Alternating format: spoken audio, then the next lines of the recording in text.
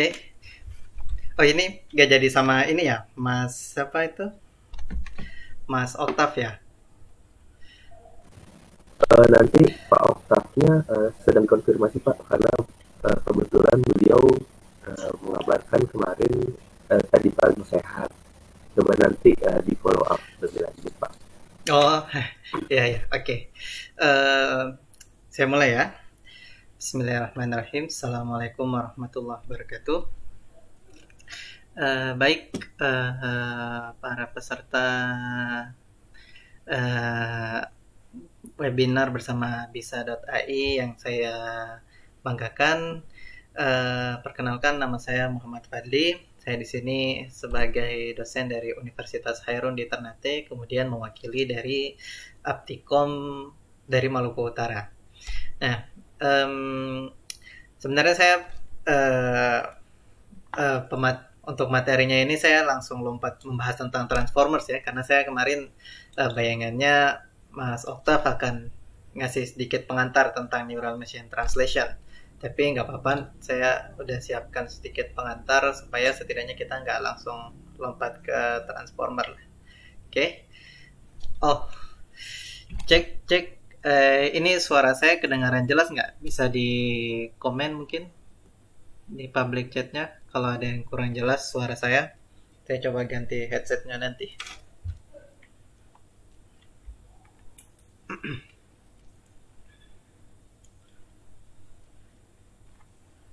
Oke, sepertinya jelas ya. Oke, Transformer Machine Translation oleh bisa.ai, Aptikom dan Universitas Hairun.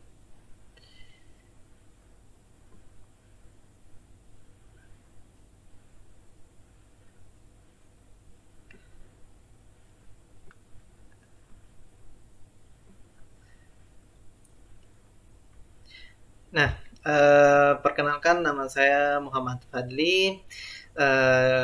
Bidang riset saya adalah NLP, Natural Language Processing, dan Deep Learning, kemudian Social Media Mining, dan juga Bioinformatics.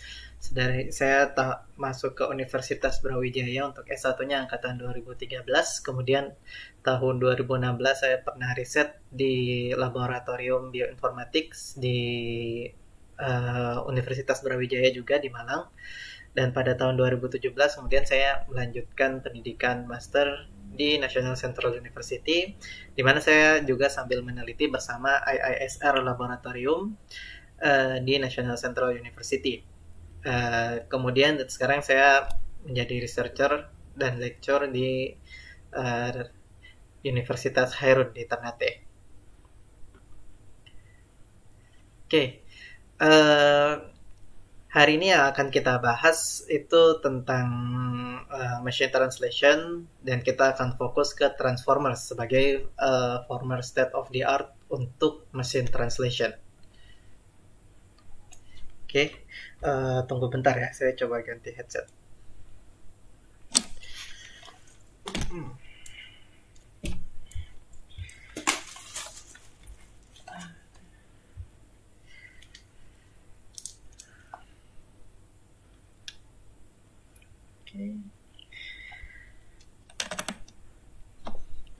Oke, cek cek cek. You are now muted. You are now unmuted. Oke, ini sudah kedengaran belum nih?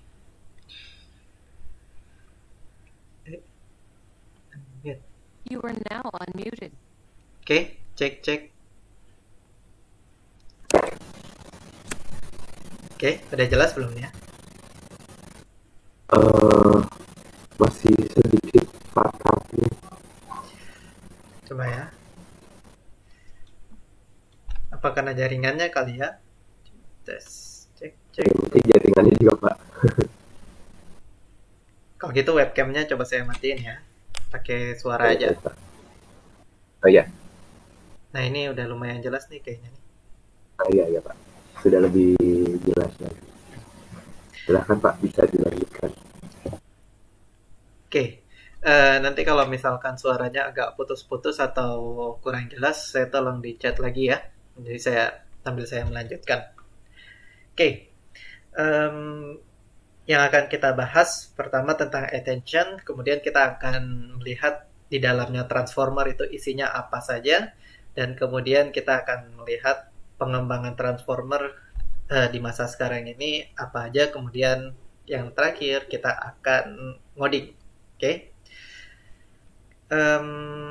Oke, masuk ke pembahasan yang pertama tentang attention. Nah, mungkin bagi teman-teman peserta yang baru pertama kali dengar tentang transformer, jadi transformer itu sebenarnya konsep yang cukup lama. Dia diperkenalkan sejak tahun 2017 dengan judul paper Attention is All You Need yang ditulis oleh Vasvani dan kawan-kawan. Kemudian transformer ini merupakan sebuah family dari neural network arsitektur dan dia sangat baru. Dari tahun 2017, kurang lebih 3 tahun lalu ya. Dan dia pada saat itu dia menjadi state of the art untuk machine translation dengan mengalahkan Google Machine Translation. Dan transformer ini dia didesain untuk parallelization.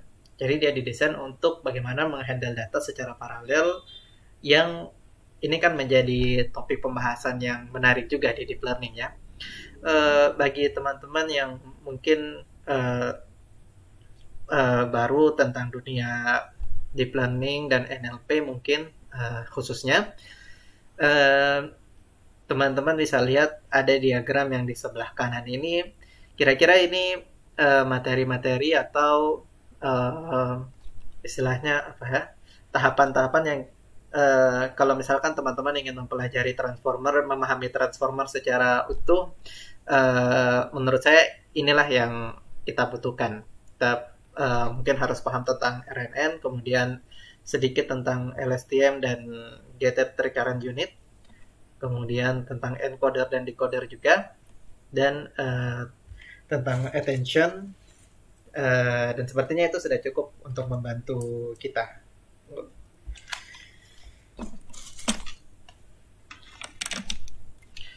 Oke. Sepertinya ini sudah cukup untuk membantu kita untuk paham tentang konsepnya transformers. Tapi saya tidak akan bahas lebih jauh tentang dalamnya ini. Teman-teman yang tertarik bisa dicek sendiri nanti di internet terkait materi-materi pendukungnya transformers yang di bawahnya ini. Oke.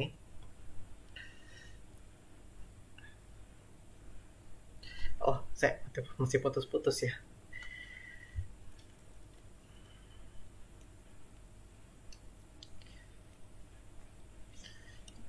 Tunggu ya, coba saya ganti headset lagi.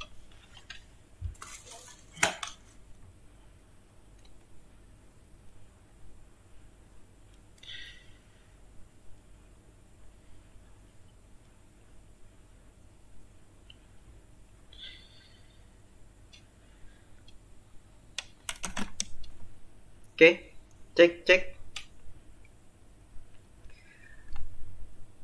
Nah, saya lanjut ya. Jadi, sebagaimana yang saya bilang tadi, kalau misalnya transformers itu dia arsitektur neural network yang baru-baru ini viral sejak tahun 2017. Nah, sebelumnya mungkin teman-teman kenal ada yang namanya RNN atau LSTM atau GRU. Itu juga termasuk arsitektur dari neural network yang viral untuk menghandle sequence data. Itu data yang berupa sequence atau urutan. Tugas yang ingin kita lakukan di machine translation itu kan mentranslasi sequence dari suatu bahasa tertentu, misalkan bahasa Indonesia, saya adalah seorang murid, ke sequence yang berupa bahasa Inggris. I am a student. Oke. Biasanya dalam arsitektur yang lama, arsitektur yang seperti RNN, LSTM, dan lain-lain, yang dilakukan adalah setiap sequence itu kita inputkan satu persatu secara berurutan ke dalam modelnya. Oke, misalkan kita inputkan sequence yang pertama, kemudian sequence yang kedua juga kita inputkan dengan tetap membawa hasil training dari sequence yang pertama. Hasil trainingnya ini atau statusnya state dalam bahasa arsitekturnya itu ini bisa berupa apa saja ya, tergantung modelnya. Oke. Kemudian kita lakukan lagi untuk sequence ketiga. Oke. Kemudian kita lakukan lagi untuk sequence yang keempat. Jadi dia recurrence gitu, berulang-ulang. Dan sequence-nya itu kita masukkan satu persatu. Saya adalah seorang murid. Oke. Ini yang terjadi di pendekatan yang lama. Oke. Kemudian pada tahun 2017 Transformer memperkenalkan pendekatan yang baru untuk menghandle sequence data ini. Oke. Misalkan kita ingin mentranslate hal yang sama, saya adalah seorang murid, kita translate ke dalam bahasa Inggris, I am a student. Kita langsung translatekan seperti itu. Jadi tidak butuh kita pisahkan sequence per sequence. Jadi kita bisa langsung inputkan saya adalah seorang murid ke dalam modelnya kita. Sudah kita bisa dapatkan outputnya. Tidak perlu kita masukkan saya tersendiri, adalah tersendiri, seorang adalah tersendiri, murid adalah tersendiri, tidak perlu. Oke. Jadi bisa kita langsung inputkan gitu. Nah, apa isinya Transformers?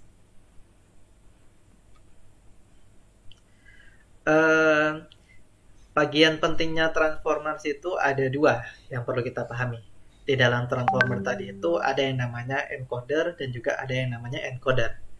Input yang kita punya itu data trainingnya kita inputkan ke dalam encoder, kemudian encoder akan mengirimkannya ke decoder, kemudian decoder akan menghasilkan outputnya.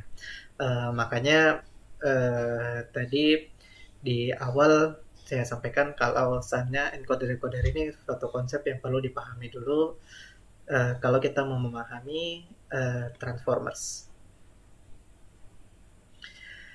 Nah, di dalamnya Transformers itu encoder dan decoder tidak cuma ada satu, tapi ada 6 lapis. Jadi encoder ada 6 lapis encoder, kemudian ada 6 lapis decoder. Nah, encoder yang paling pertama, dia menerima input yang sebenarnya. Input yang sebenarnya itu bahasa source-nya kita istilahnya. Itu bahasa Indonesia. Kemudian dia akan kasih output yang menjadi input bagi encoder-encoder selanjutnya. Oke. Kemudian encoder yang paling terakhir di lapisan ke-6, dia akan mengeluarkan suatu vektor yang menjadi input bagi decoder-decodernya. Oke.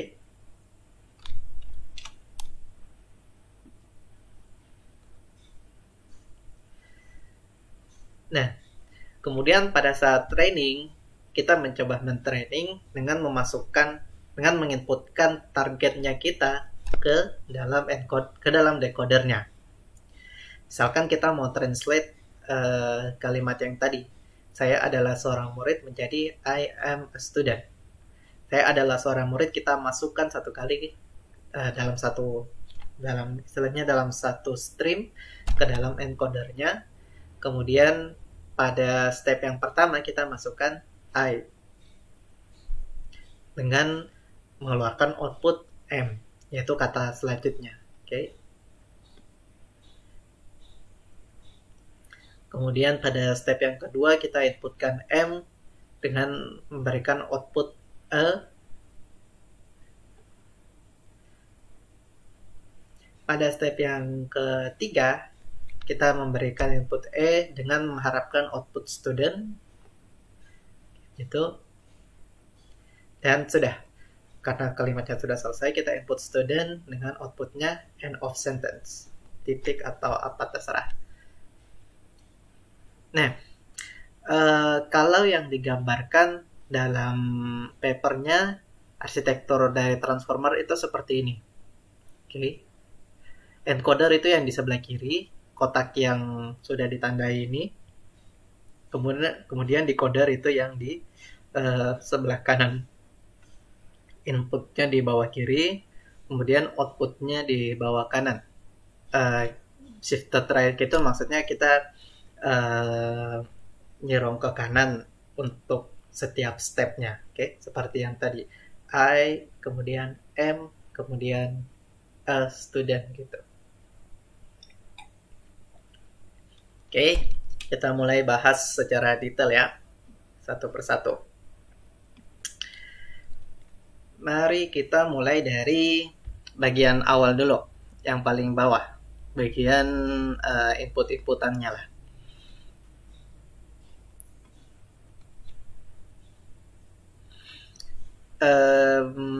Ada konsep yang perlu kita pahami untuk bagian-bagian bawahnya tadi itu, bagian-bagian bawah dari arsitekturnya, yaitu positional embedding istilahnya.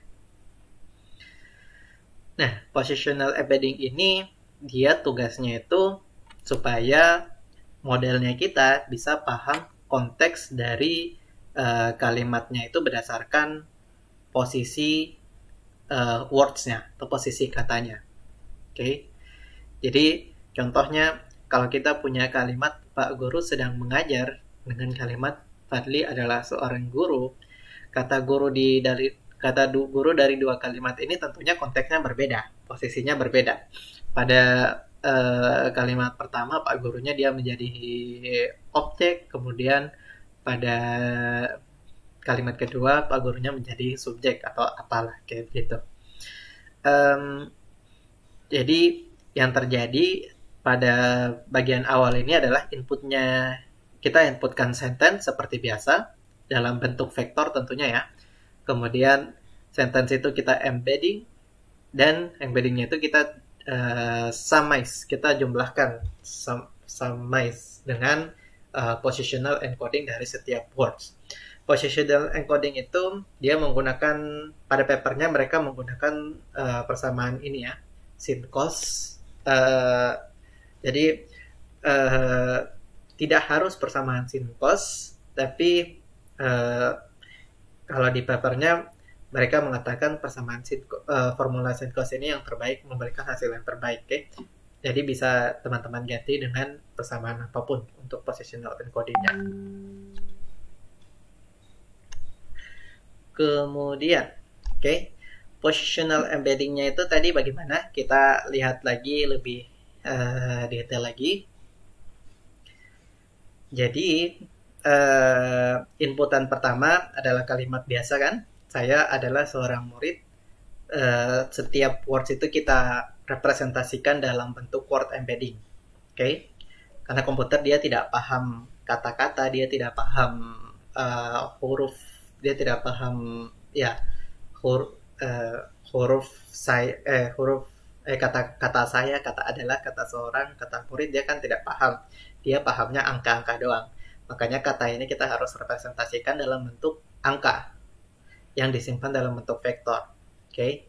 Word embedding ini bisa kita buat sendiri menggunakan Gensim. Okay. Sudah ada package yang disediakan, atau mungkin kita bisa pakai pre-trained word embedding yang sudah tersedia. Oke. Kemudian positional embedding. Kita jumlahkan dengan positional embedding yang kita dapatkan dari persamaan sin-cos tadi. Oke. Dan persamaan ini bisa diganti. Jadi tidak mesti pakai sin-cos, hanya saja pada papernya itu mereka mengatakan sin-cos ini menghasilkan performance yang terbaik. Okay? Karena ketika kita pakai sin-cos, posisinya itu tidak direpresentasikan secara saklek gitu.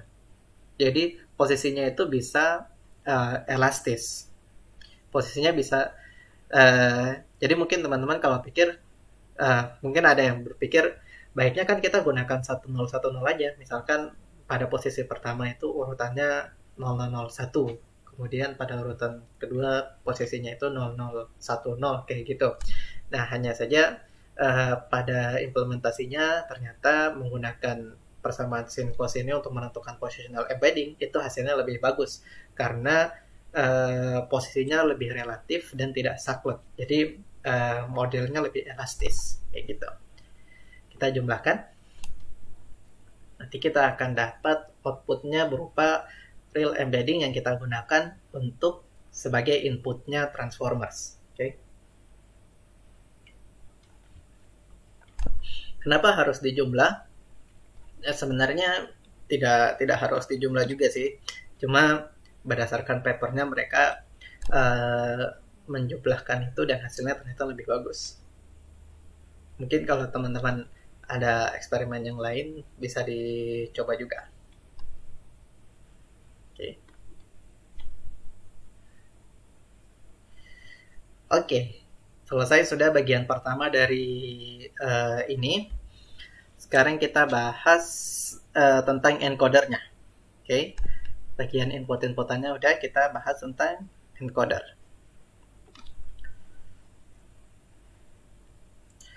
Transformers encoder. Oke. Sekali lagi kalau suara saya hilang-hilang atau kurang jelas, kasih tahu ya. Encoder itu isinya apa? Encoder itu isinya ada dua. Pertama, multi-head attention. Kedua, feed-forward neural network.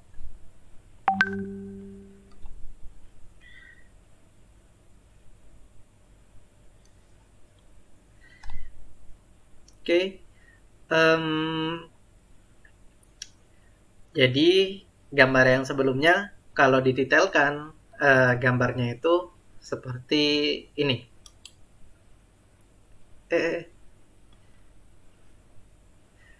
Klik.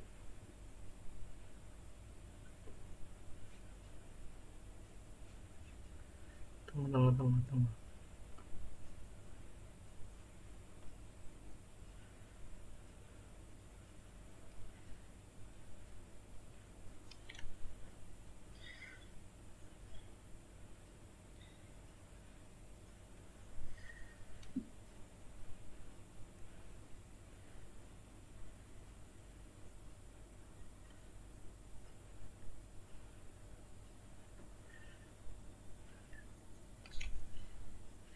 Cek.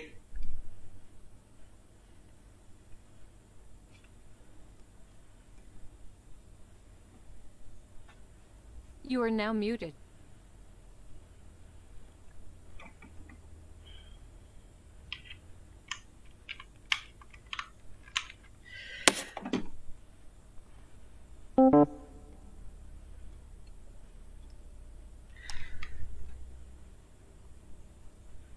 You are now muted.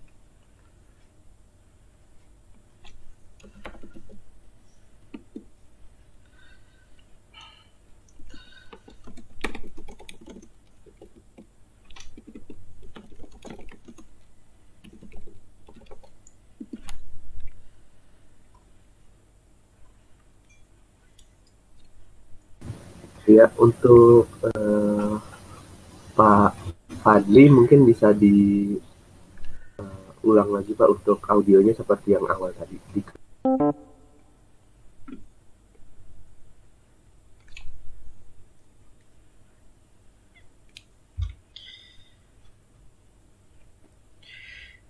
Cek. You are now muted. You are now unmuted. Cek. Ya, udah kedengaran ini? Iya Pak, terdengar Pak. Ya, oke. Maaf ya tadi tiba-tiba kok dia keluar sendiri tadi. Oke, saya lanjut ya. Jadi nanti kalau ada take presenter. Oke, jadi nanti kalau suaranya kurang jelas lagi atau apa, ada masalah tolong dikasih tahu ya di chat aja. Saya lanjut ya. Encoder itu isinya seperti ini detailnya. Oke, kita inputkan vektor atau word embedding dari setiap kata itu ke dalam multi-head attention untuk mendapatkan nilai Z. Oke, nilai Z kemudian kita inputkan ke feed forward neural network dan kita dapatkan nilai R sebagai outputnya. Oke, jadi kita lihat secara detail.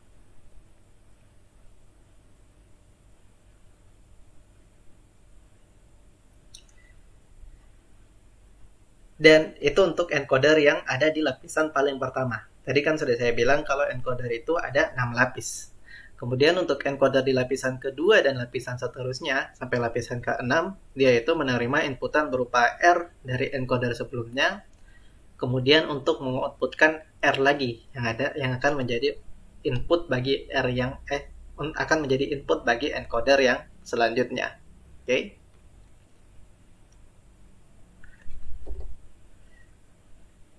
Nah, jadi pada encoder yang berada di lapisan kedua sampai lapisan ke-6 itu dia menerima input berupa R yang berada dari encoder yang sebelumnya.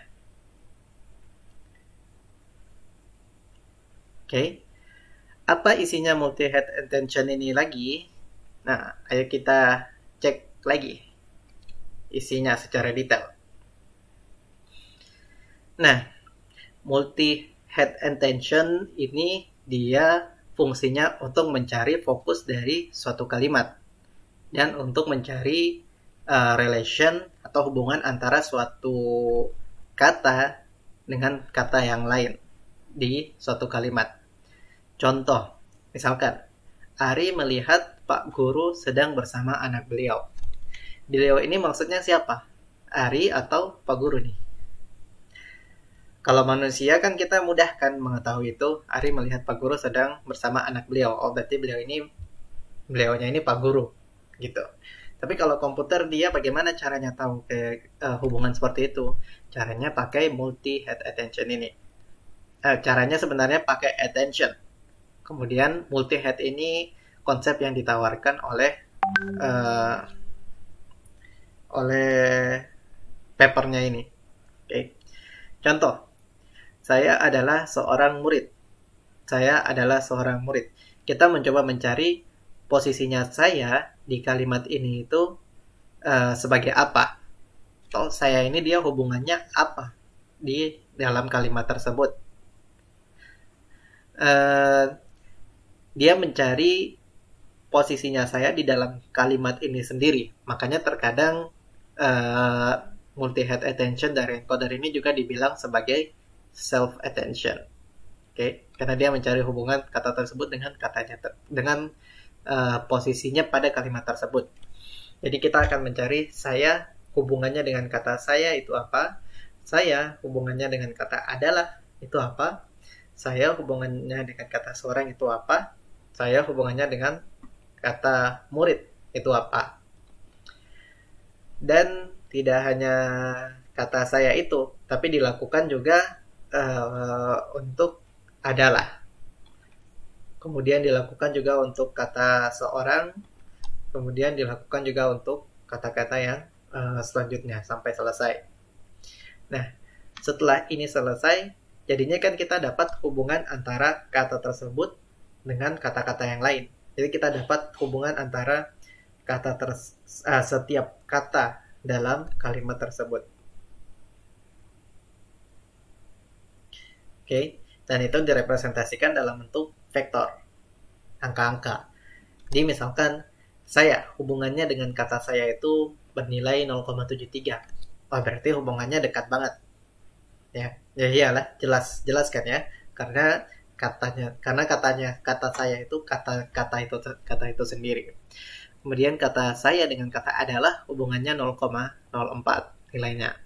Kata saya dengan kata seorang hubungannya 0,05. Kata saya dengan kata murid hubungannya 0,18.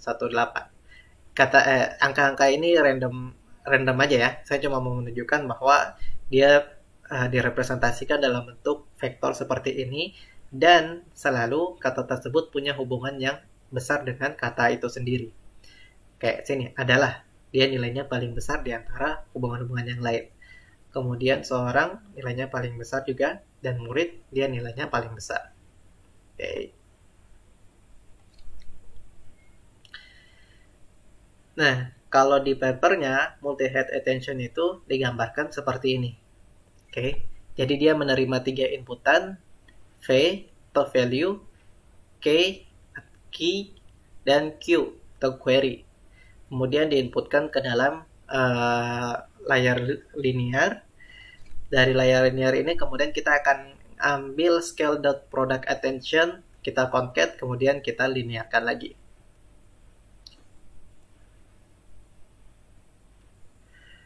Scale dot product itu digambarkan seperti ini. Jadi scale dot product itu digambarkan dari matriks Q dan K dikalikan, kemudian diskalakan dengan dimensinya, dimensi inputnya itu ya. Kemudian bisa dikasih mask, itu opsional. Kita masukkan ke softmax, kemudian kita kalikan dengan matriksnya value. Oke.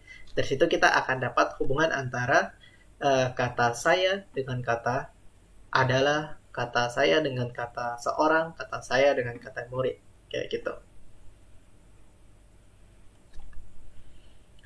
Oke. Kalau di papernya itu kan dia menawarkan konsep multi-head attention. Tapi sebelum kita ke multi-head attention, kita lihat dulu single head attention itu kayak gimana. Oke. Kalau multi berarti ada banyak gambar yang kayak gini. Dia bersusun-susun. Oke. Kalau single cuma satu aja.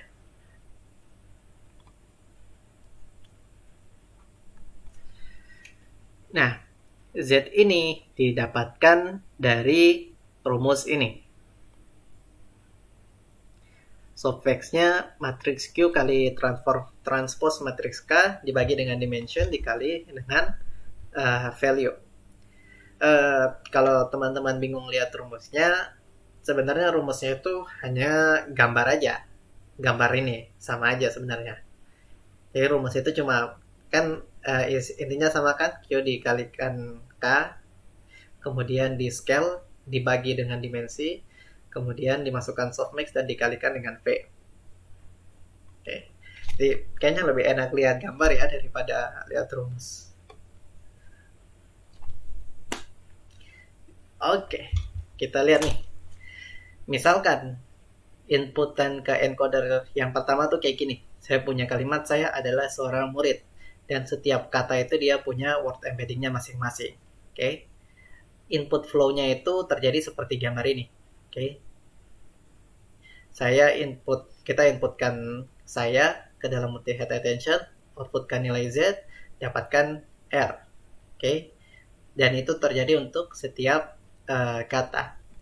Nah, tapi pada saat implementasinya sebenarnya cara ini tidak apa istilahnya ya, tidak pas untuk implementasi. Oke.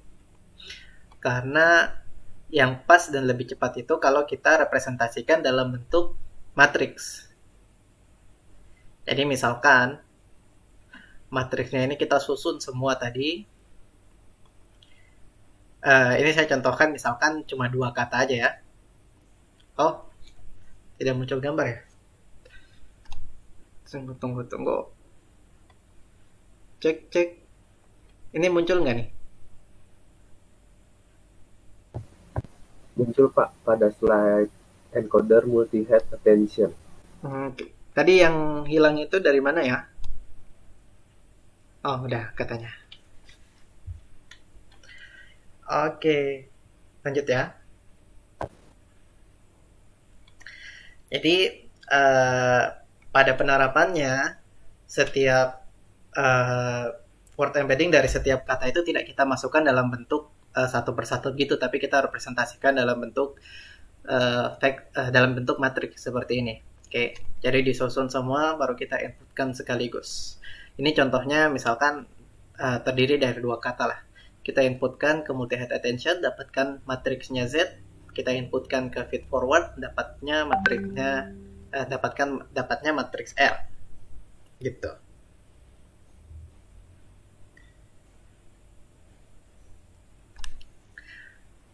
Nah, contoh. Misalkan kita punya kata saya adalah seorang murid. Kita susun ke dalam bentuk matriks dari seluruh word embeddingnya.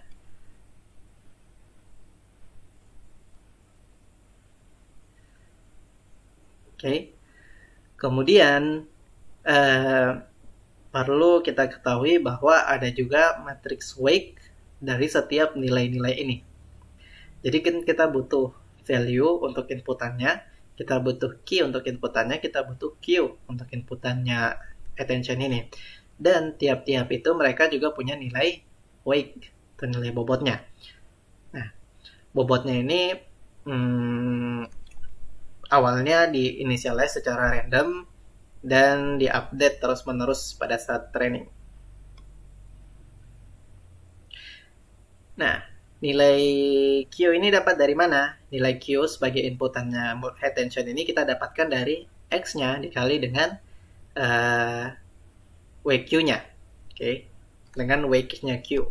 Dapatkan nilai Q. Kemudian X-nya kita kalikan dengan WQ-nya K, kita dapatkan nilai K.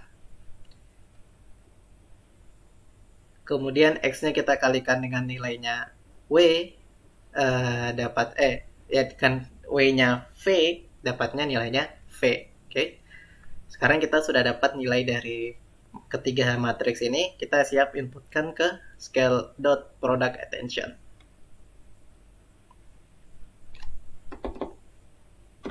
Nah, sekarang kita sudah dapat nilainya, kita siap menghitung Z dengan rumus yang tadi itu, atau dengan gambar ini.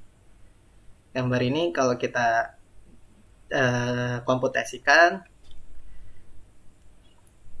rumusnya kan kayak gini kan, softmax dari Q, K per dimensi, kemudian dikalikan dengan V. Oke, dimensi ini dimensi dari vektornya ya.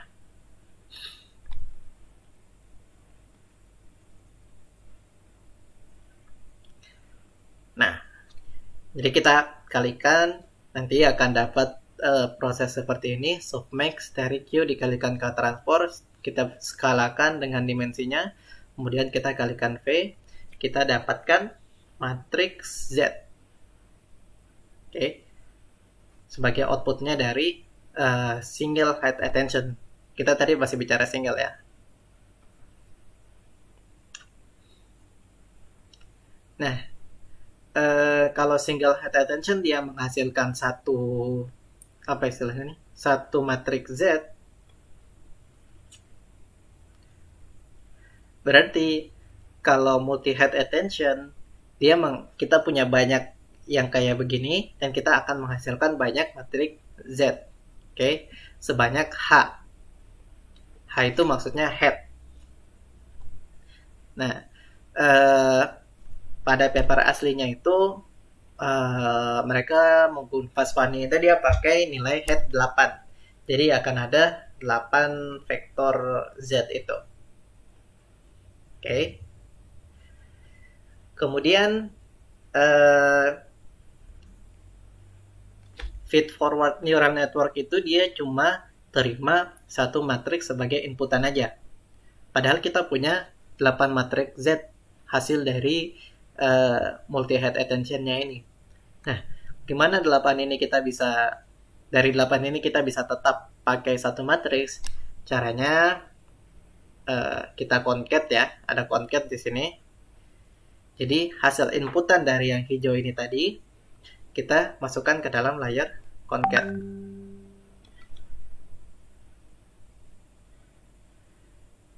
Oke, kita concat, dia sudah terconcat. Kemudian kita kalikan dengan matriks O. Oke.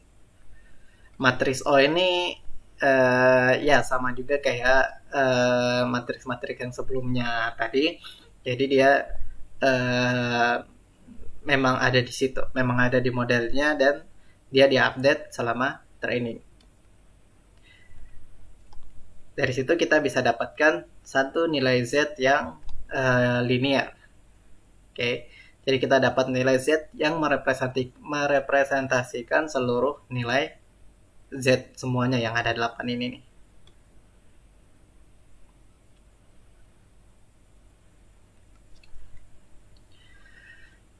Nah, jadi semua proses di multi head attention yang sedari awal tadi bisa kita summarize-kan ke dalam satu gambar ini. Oke. Jadi pertama kita punya input sentence, misalkan thinking machines. kita kasihkan word embedding, thinking word embeddingnya yang ini, machines word embeddingnya yang ini. Oke, ini untuk layer encoder, untuk encoder yang pertama. Kemudian kita bagikan ke dalam 8 head. Oke, kemudian kita kalikan X-nya atau R-nya dengan wake matrix-nya. Oke, R-nya ini maksudnya karena di encoder yang kedua dan kedua sampai ke 6 dia akan menerima R berupa inputan, dia tidak terima X. Kita kalikan untuk dapatkan nilai Q, K, dan V. Oke, sampai 8 nanti ada 8 nilai Q, K, dan V. Kita masukkan persamaan yang tadi terhadap nilai-nilai ini, kita dapatkan nilai Z. Ada 8 matriks Z. Kemudian kita concat dan kita kalikan dengan matriks O, kita dapatkan nilai Z. Output dari multi-head attention. Oke, dapatkan nilai Z. Kemudian kita masuk ke feed forward. Ya, feed forward ini apa? Feed forward ini ya biasa aja, cuma sekedar feed forward neural network aja. Oke. Cuma sekedar multi-layer perceptron dense neural network aja. Kita inputkan Z untuk dapatkan R. Oke, gitu aja.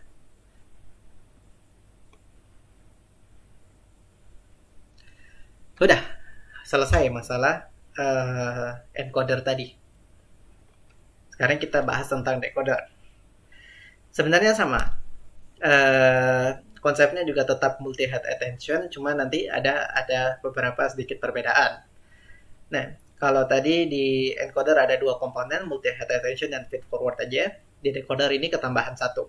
Ada mask multi-head attention. Mask itu kayak gimana? Mari kita lihat. Kita bahas dulu ya yang mask multi-head attention. Nah, konsepnya sebenarnya tetap sama seperti attention. Tujuannya ya tetap untuk mencari fokus dari kalimat tersebut dan mencari hubungan antara kata tersebut dengan kata yang sebelumnya. Oke. Jadi kalau teman-teman perhatikan tadi kan kita inputkan outputnya ini, inputkan targetnya ini step by step kan, berdasarkan step di sequence-nya. Jadi kita inputkan I sendiri, kemudian pada step berikutnya kita inputkan M, kemudian pada step berikutnya kita inputkan A dan seterusnya. Yang berarti ketika kita inputkan kata I ini, kita belum tahu kata M as student. Ya kan? Dan ketika kita inputkan kata M, kita belum tahu kata as student. Ketika kita inputkan kata A, kita belum mengenal kata student. Oke? Jadi kita hanya bisa mencari hubungan kata tersebut dengan kata yang sudah pernah muncul sebelumnya. Jadi M hanya bisa kita cari hubungannya dengan I dan M. Kemudian untuk E hanya bisa kita cari hubungannya dengan kata-kata sebelumnya. Kata I, kata M, kata E. Kemudian untuk student, karena dia kata yang terakhir ya, jadi kita bisa cari hubungannya dengan semua kata yang sudah muncul.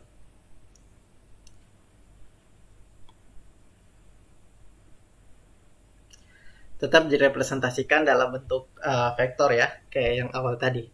Nah, karena kata A yang pertama muncul dan tidak ada kata-kata yang lain, berarti otomatis kan dia hubungannya bernilai 1.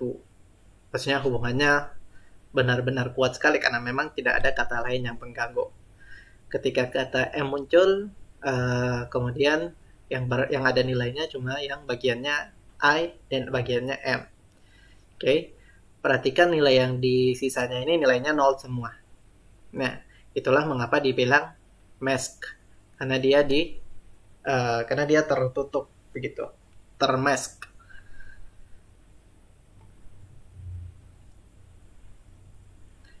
Oke. Sudah. Tapi proses-proses selanjutnya tetap sama kayak multi-head attention sebelumnya. Dan yang selanjutnya kita bahas tentang encoder, decoder, attention. Jadi pada referensi lain mungkin namanya bukan multi-head attention lagi, tapi disebut juga decoder attention. Jadi kalau teman-teman ya di referensi lain sebutannya encoder decoder attention, itu sama aja ya, sama aja. Itu berarti maksudnya multi-head attention di decoder.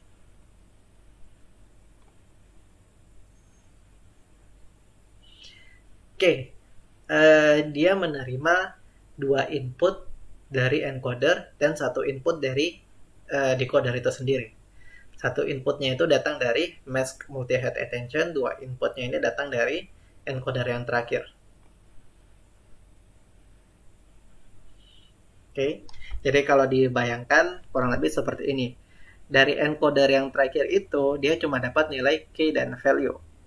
Kemudian dari targetnya dari mask multi-head encoder dia dapatkan nilai query. Kenapa seperti itu? Oke, lihat ya. Dia dapatkan dari encoder, yang sini dia dapatkan dari decoder input. Alasan dia seperti itu karena di encoder decoder attention ini sebenarnya terjadi proses utama dari machine translation itu sendiri. Jadi konsep utamanya itu main key-nya itu ada di sini, decoder attention. Encoder decoder attention. This is where the machine translation find the relationship between sentence pair. Jadi kan tadi teman-teman sudah tahu kalau attention itu untuk mencari hubungan antara kata tersebut dengan kata-kata yang lain kan. Nah, kalau kita masukkan key dan value dari encoder ini kan berarti bahasa Indonesia ya. Saya adalah seorang murid. Kemudian kita masukkan query dari decoder, I am a student. Berarti nanti hubungan yang dicari itu apa? Hubungan yang dicari kan berarti hubungan antara tiap kata di bahasa Indonesia dengan tiap kata di bahasa Inggrisnya kan. Berarti saya dengan I hubungannya apa, saya dengan M hubungannya apa, saya dengan hubungannya apa, saya dengan student hubungannya apa, dan seterusnya sampai kata yang terakhir.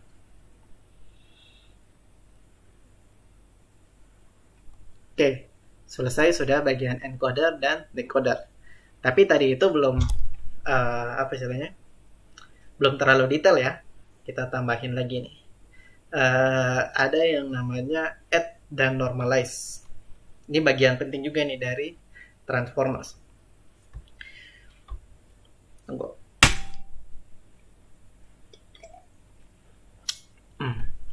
Tadi kan kita udah bahas multi-head attention. Kita udah bahas feed forward. Tapi ada bagian detailnya yaitu add dan normalize yang bagian warna merah-merah ini. Itu isinya apa?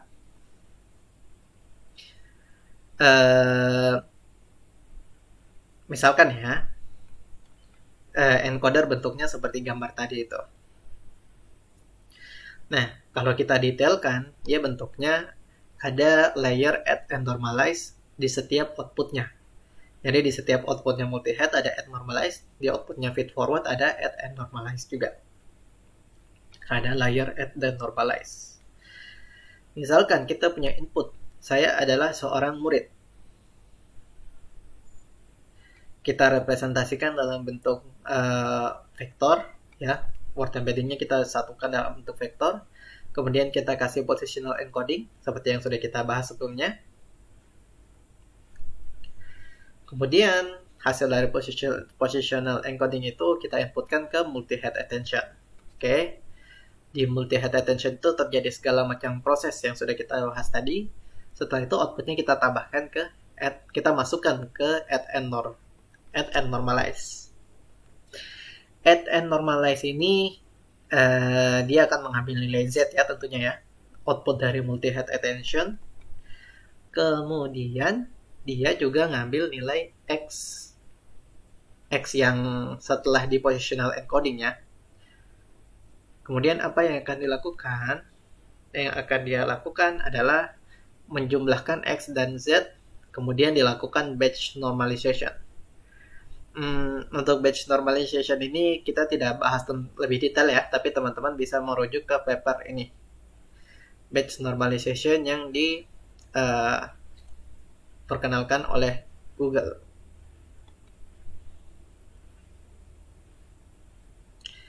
Nanti setelah batch normalization kita dapat nilai Z yang sebenarnya, oke? Yang sudah normalize. Kemudian kita lanjutkan lagi untuk selanjutnya. Oke. Sepertinya sudah ya semuanya tentang transformer. Kita sudah bahas secara detail tentang transformer. Kita lihat performance-nya sekarang. Pada saat dikeluarkan dulu itu Transformers dia mengalahkan Google Machine Translation yang dibuat oleh Google, dan dia bisa meraih performance dengan Blue Score yang paling tinggi untuk dataset yang disiapkan oleh Word Machine Translation, yaitu English to German dan English to French. Okay? Well, pada saat ini sebenarnya Transformers bukan yang terbaik lagi juga ya sebenarnya, karena untuk sequence to sequence atau untuk machine translation dia dikalahkan oleh paper ini ya, pervasive attention. Sama konsepnya tetap, kunci utamanya tetap perlu memahami attention juga, tapi transformer tetap bisa kita pakai untuk transformer lebih kuat kalau mau kita pakai untuk keperluan yang lebih umum lainnya, tidak hanya mesin translation. Sementara yang ini kan hanya fokus ke sequence to sequence.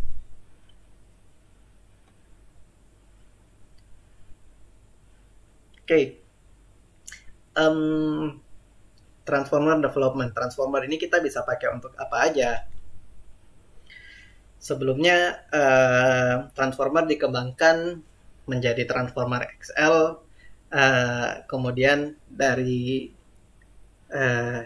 pada transformer XL itu ada dua kontribusi yang penting daripada vanilla transformers. Jadi kontribusi pertama itu recurrent mechanism, kontribusi yang kedua itu relative positional embedding. Jadi positional embeddingnya ini direlatifkan lagi, diperbaiki lagi supaya bisa menangkap relativitas dari kata-kata tersebut. Jadi katanya tidak benar-benar saklek seperti begitu urutannya. Teman-teman bisa merefer ke paper ini ya.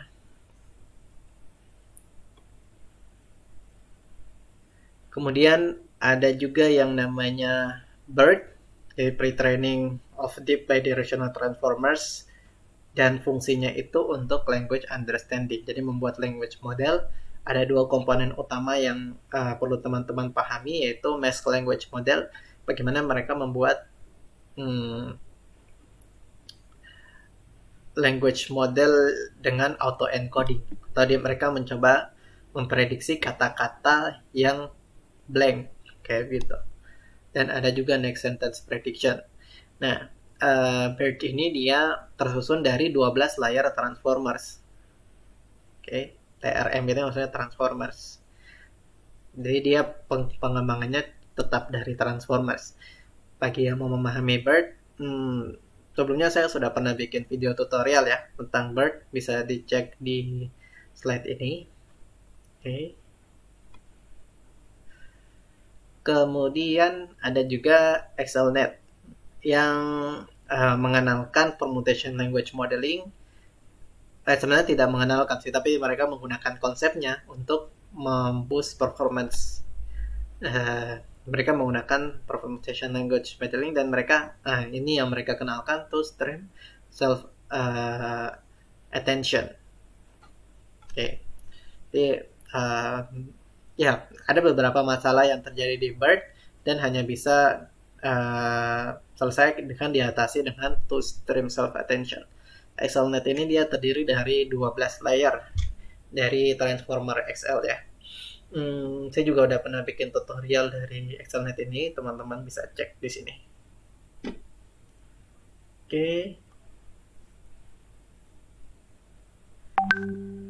Oke. Sudah ya. Terakhir kita let's code.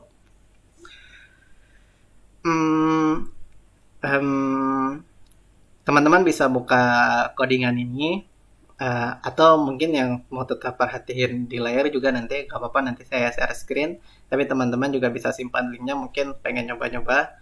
Dan ini juga transformer from scratch, penting juga teman-teman nyoba untuk bikin implementasi transformer dari scratch, dan TensorFlow itu sudah menyediakan, jadi ini bisa teman-teman pakai, dan menurut saya ini membantu sekali sih untuk memahami detailnya transformers. Tapi pada kali ini kita tidak pakai transformers from scratch ya, kita akan pakai package yang sudah tersedia untuk bikin machine translation. Jadi library yang akan kita pakai namanya OpenNMT, Open Neural Machine Translation, dan kita akan coba mentranslasi 10.000 sentence pair dari Inggris ke Jerman.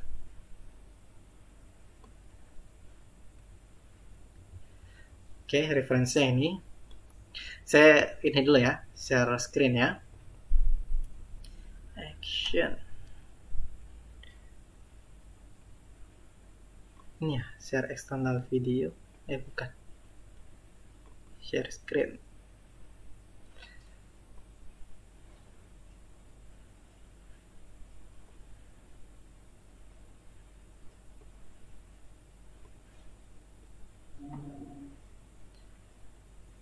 Oke, ini udah kelihatan ya screen-nya ya, screen saya.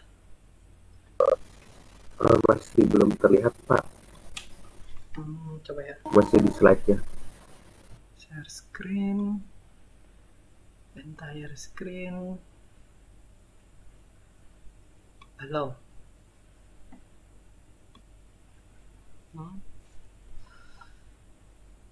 Mungkin bisa diklik yang share-nya Pak, pilihannya. Gimana? Kan pertama, oh ya udah. Oh, udah nih kayaknya ya. Udah Pak. Oh ya. Sudah. Oke. Bukan.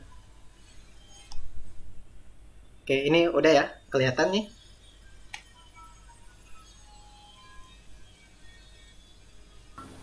Ya, baik Pak. Oke ya. Oke, sekarang kita akan coba mentranslasikan 10.000 kalimat bahasa Jerman ke bahasa Inggris. Sebenarnya kita tidak akan benar-benar men-train ya, karena karena butuh waktu yang sangat lama, dan apalagi kita pakai Google Colab. Tapi saya tunjukkan langkah-langkah dari codingannya aja. Pertama kita cek dulu apa kita punya GPU apa enggak. Dan yang paling penting, training machine translation dengan transformers ini pakai GPU ya, jangan pakai CPU. Karena saya sudah pernah nyoba dan nggak akan selesai kalau pakai CPU ya. Saya sempat juga training sekian juta sentence bahasa Indonesia dan Chinese pakai 3 GPU aja itu sekitar 2 mingguan atau 2 mingguan baru selesai trainingnya. Jadi pakai GPU ya, dan jangan pakai GPU yang di collab tentunya, karena akan lost connection. Oke, kita punya satu GPU Tesla P100 16GB. Kita install package-nya OpenNMT TensorFlow. Kemudian untuk mengecek apakah package-nya udah benar-benar terinstall apa enggak, kita cek pakai command ini onmct main version. Oke, kita dapat OpenNMT versi 2.11.1. Selanjutnya kita download datanya. Kita install paket widgets dulu supaya bisa download datanya. Datanya bisa teman-teman download di link ini ya, S3 AmazonaWS.com. Kemudian di ekstrak, cuma 3 mega ya. Nah, datanya itu kayak gini. eh, ada SRC, ada target. SRC-nya itu English, targetnya itu Jerman. Dan ada data validation, data training, dan data testing. Oke. Kemudian kita lihat aja dulu kali ya dalamnya ya. Target testing. Nah, ini bahasa Jerman nih. Orlando, Bloom, dan kawan dan seterusnya. Translasinya itu di file yang sama dan dengan baris yang sama. Oke. Nah, kemudian kita create vocabulary. Berapa banyak vocab yang kita pakai untuk translasi ini. Oke. Tentu kita tidak pakai, tentu jangan pakai semua vocabulary ya, karena sebenarnya dari situ kita bisa lihat apakah sebenarnya modelnya kita ini tertrain atau tidak. Supaya nanti kita bisa lihat bagaimana modelnya kita menghandle kata-kata yang out of vocabulary. Kita bikin 50.000 vocabulary untuk setiap bahasanya, untuk Inggris dan Jerman. Outputnya nanti kita dapatkan file txt ya. Coba refresh. Nah, ada ya, sudah ya, file vocabulary-nya. Mana nih? Oke. Nah, untuk trainingnya, bagian utamanya itu ini ya. Kita panggil kelas OpenNMT main-nya. Kemudian kita definisikan model type-nya. Kemudian model type-nya kita pakai transformers. Dan kita kirimkan nilai konfigurasinya dalam bentuk YML. Konfigurasinya ini file YML. Dan di sini saya sudah siapkan filenya ya. Tapi kalau teman-teman mau coba, teman-teman bisa lihat di di webnya OpenNMT yang sudah saya tunjukkan di slide tadi. Oke, saya nggak akan jalankan ini ya karena lama sekali. Kemudian kita pakai satu GPU, kemudian kita lakukan evaluasi juga, dan yang kita lakukan adalah proses training. Nah, di sini saya mau tunjukkan isinya dari transformers itu. Nah, tadi kan pertama di transformers itu ada word embedding, ya kan? Word embedding. Kemudian ada encoder, ya kan? Dari encoder itu ada self attention layer dan juga ada feed forward neural network. Oke. Ini encoder yang pertama, kemudian encoder yang kedua, sampai encoder yang ke-6 atau indeksnya ke-5 ya. Dan juga ada decoder. Nah, ini decodernya nih. Jadi terus kemudian feed forward neural networknya itu dia mengoutputkan 512 vektor dengan dimensi 512. Nah, kalau teman-teman jalankan ini nanti bisa setelah training, nanti teman-teman akan dapat file hasil trainingnya ya. Dan kalau mau teman-teman prediksi outputnya, teman-teman bisa pakai perintah ini, command yang seperti ini. Oke. Config data sama tetap, cuma kita tambahkan feature file dan file yang mau kita prediksi. Misalkan kita mau mentranslate file.src ini ke dalam bahasa Inggris. Kita prediksi, terus kita tambahkan sintaks ini aja sih, supaya bisa outputnya itu bisa tersimpan di txt. Oke, saya kira itu kali ya yang bisa saya bagikan. Mungkin kalau ada yang mau didiskusikan atau di-sharingkan juga nggak apa-apa. Silakan. Terima kasih. Assalamualaikum warahmatullahi wabarakatuh. Waalaikumsalam warahmatullahi wabarakatuh. Terima kasih Pak Fadli. Materinya sangat menarik ya tentang mesin translation ini. Bagi teman-teman yang ingin bertanya, silahkan langsung ketik di kolom chat publik. Dan untuk teman-teman yang ada di YouTube Live bisa silahkan ketik di kolom chat YouTube tersebut untuk diskusi atau bertanya. Nah, mungkin untuk awalnya nih Pak, saya juga penasaran. Oh iya. Apakah dengan transformer ini dengan yang tadi encoding decodingnya itu, bisakah kita misalkan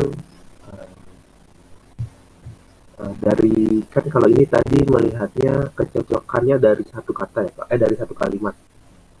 Nah, bisakah misalkan Pak Guru sedang mengajar, lalu kalimat keduanya itu dia mengajar AI misalkan itu, atau dia mengajar matematika. Nah, dia di sini kan berarti kalau kita translate ke bahasa Inggris kan dia ada dua makna, he or she gitu.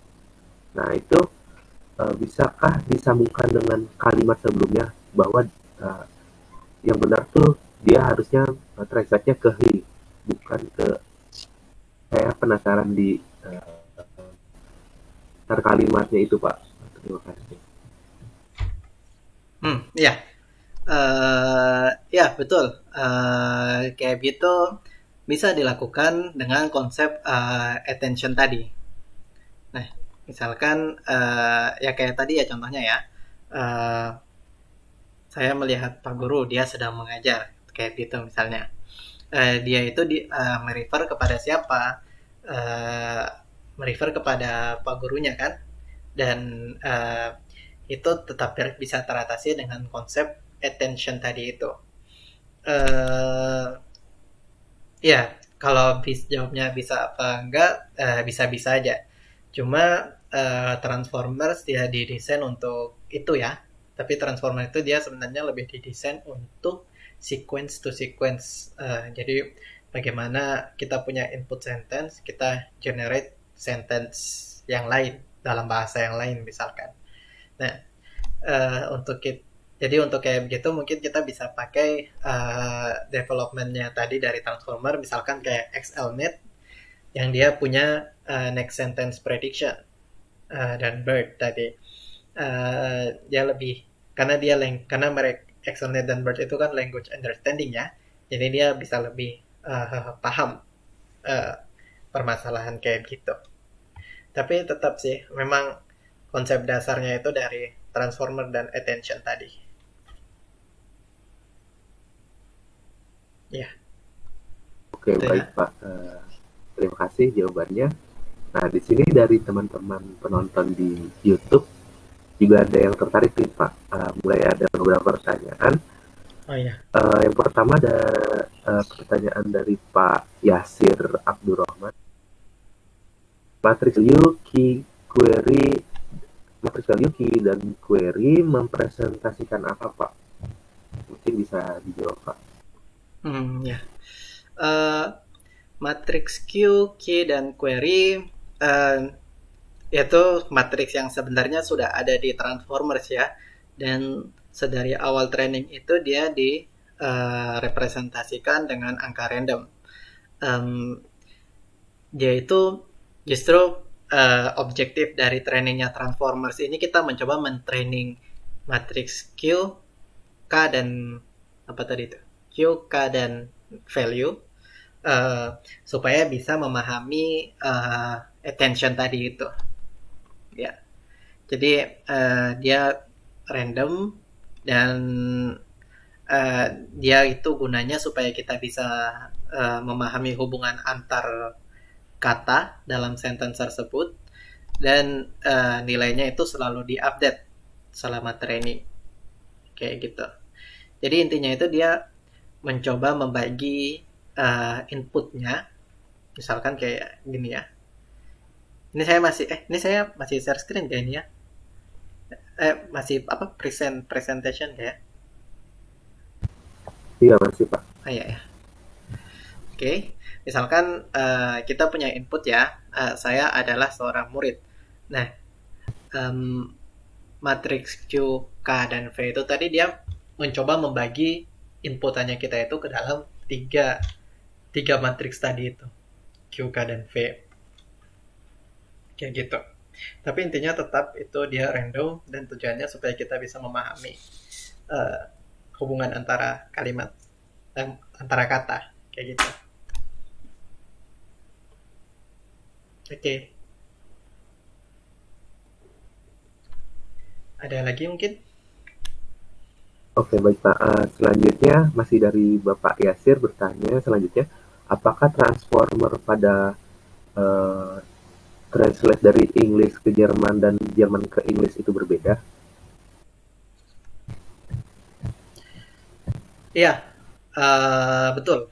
Jadi uh, arahnya ini beda ya. Jadi kalau Jerman ke Inggris kan berarti posisinya Jerman itu sebagai source dan Inggris itu sebagai target. Dan ketika kalau kita mau bikin Inggris ke Jerman, tentu kita harus kita train lagi. Atau mungkin kita cari model yang bisa langsung bidirectional gitu, bisa langsung dua bahasa, multi language. Uh, dan ya jadinya beda. Dan kalau di codingannya pun coba saya share screen-nya. Di codingannya pun kita harus membedakan itu. Oke, mana tadi? Ini screen saya kelihatan ya?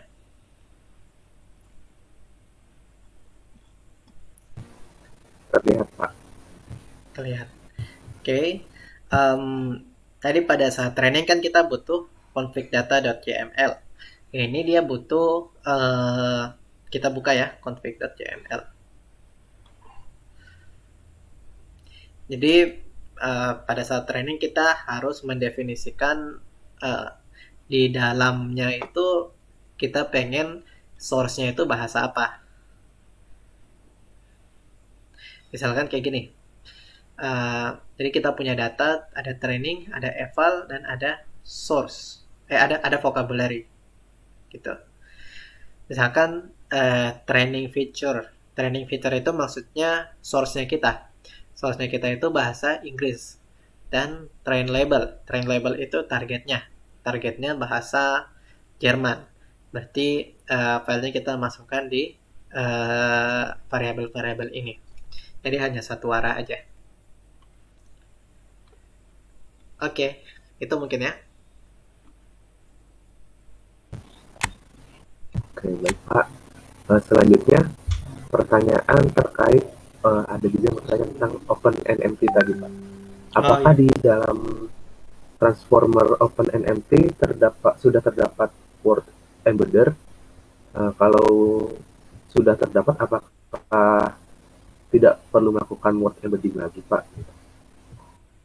Ya, betul. Jadi kalau kita pakai OpenNMT ini kita sudah tertolong end to end ya, dari awal sampai akhir. Kita hanya perlu masukkan datanya kita aja. Gitu. Datanya itu berupa kumpulan kalimat ya dalam tiap bahasa dan direpresentasikan dalam tiap maksudnya misalkan kita punya data untuk bahasa Inggris dan bahasa Jerman. Kita pisahkan ke dalam dua file txt dan data kita ada 10.000 baris untuk setiap filenya itu.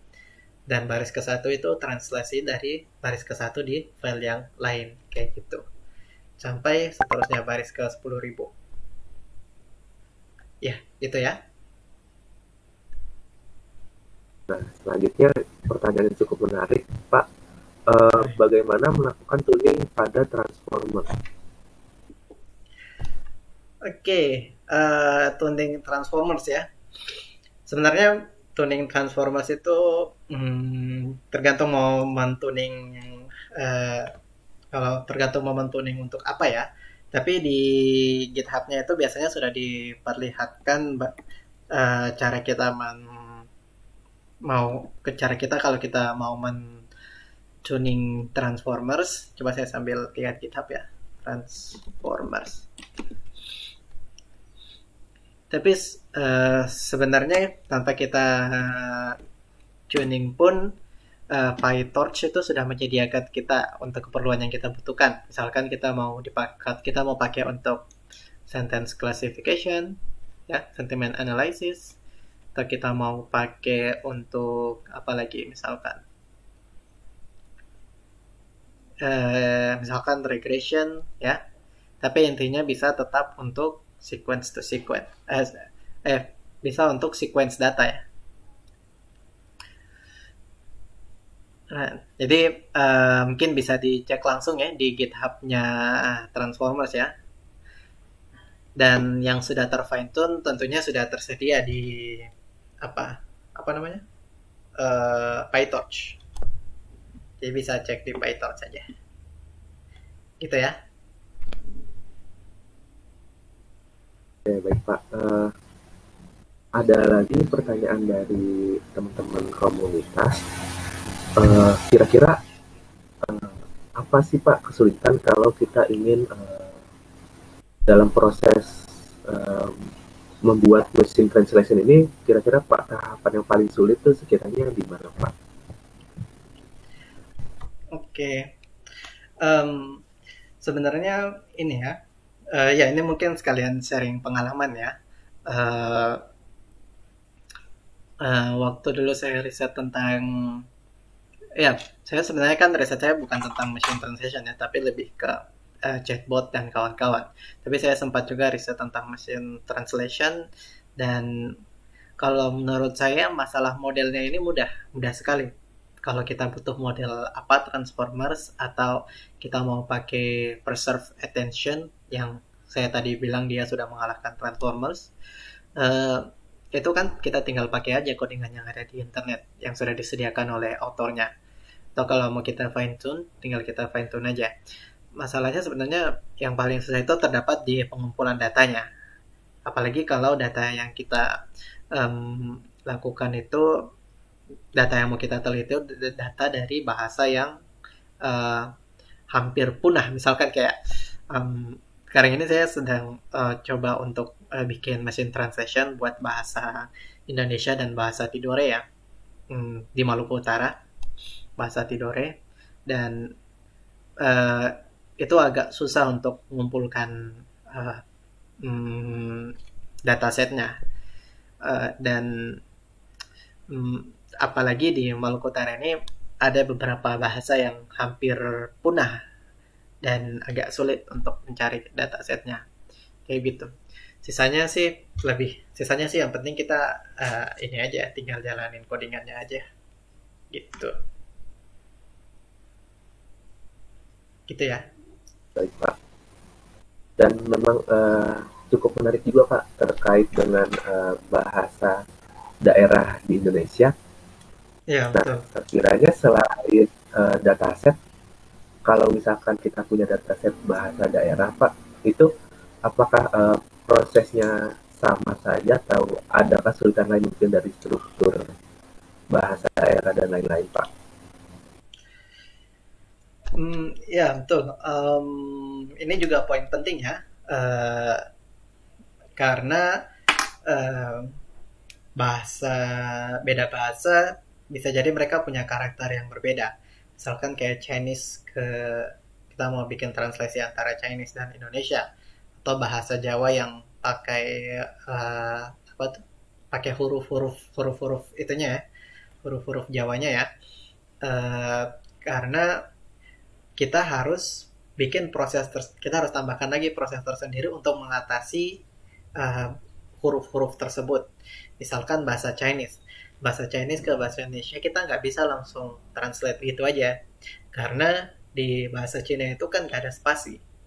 Jadi semua katanya itu langsung tersambung dalam satu kalimat yang sama tanpa spasi.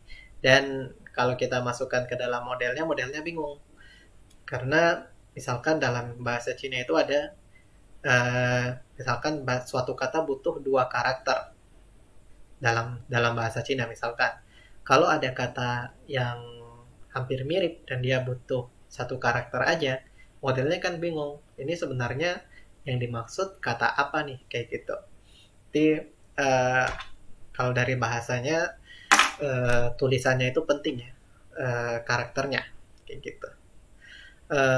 Kemudian ya, kalau menurut saya sih bagian yang paling utama itu karakternya, bagaimana kita bisa menghandle karakter.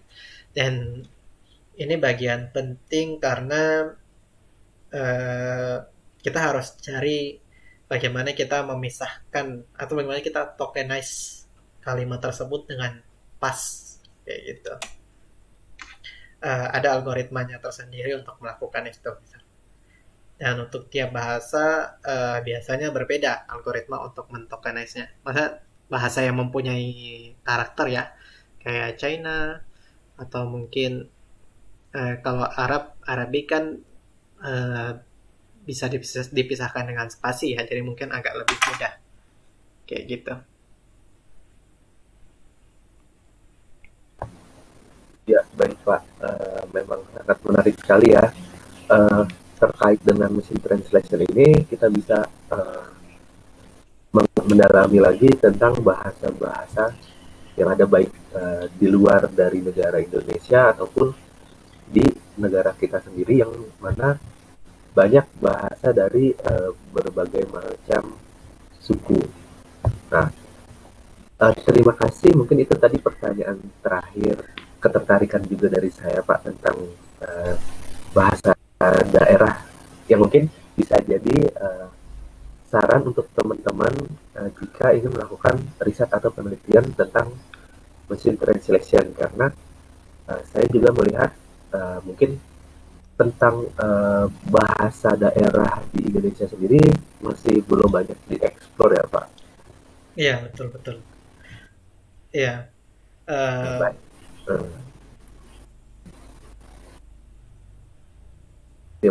Silakan Pak. Mungkin oh ya. dari Pak Fadli ada sebelum kita akhiri acara ini ada pesan pesan penutup nggak Pak untuk Oh ya. misalkan untuk teman-teman yang ada di sini? Ya. Oke, jadi terima kasih para peserta teman-teman sekalian, bisa AI juga dan Aptikom dan juga Universitas Hairun. Semoga apa yang kita pelajari kali ini bermanfaat ya. Dan bagi ada yang punya pertanyaan atau ada yang mau didiskusikan bisa hubungi saya di email saya ini ya. Dan ya semoga bermanfaat. Ya, baik. Terima kasih Pak Fadli. Terima kasih atas penyampaian materi yang sangat menarik hari ini tentang mesin translation. Mohon maaf juga untuk teman-teman karena pemateri kedua kita sedang berhalangan hadir karena kondisi kesehatan. Bapak Oktav segera diberi kesembuhan untuk bisa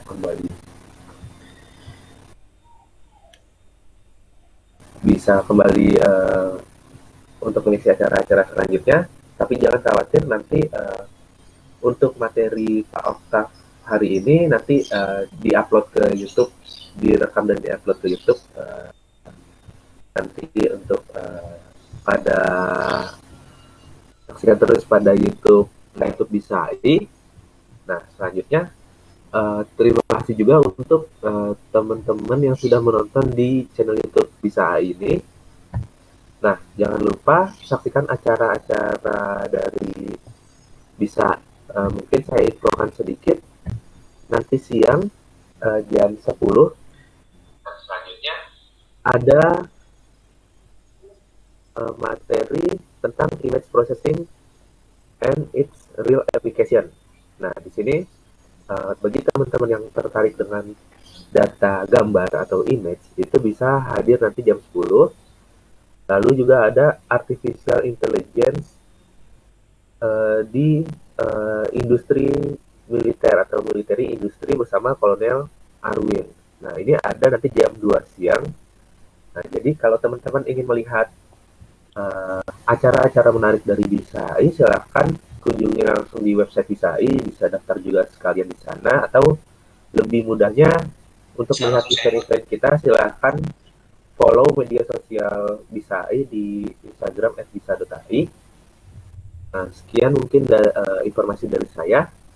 Baik, sekali lagi saya sampaikan terima kasih kepada Bapak Fadli materinya sangat menarik dan insya Allah sangat bermanfaat untuk kita semua. Terima kasih untuk peserta di bisa tampil ini ataupun di channel YouTube. Saya Rusnanda Farhan, mewakili sebagai moderator, mewakili teman-teman panitia dan penyelenggara, pamit undur diri. Mohon maaf bila ada kekurangan. Sampai jumpa di lain kesempatan di acara-acara selanjutnya. Terima kasih. Wassalamualaikum warahmatullahi wabarakatuh. Saya tutup room di bisa tampil ini ya.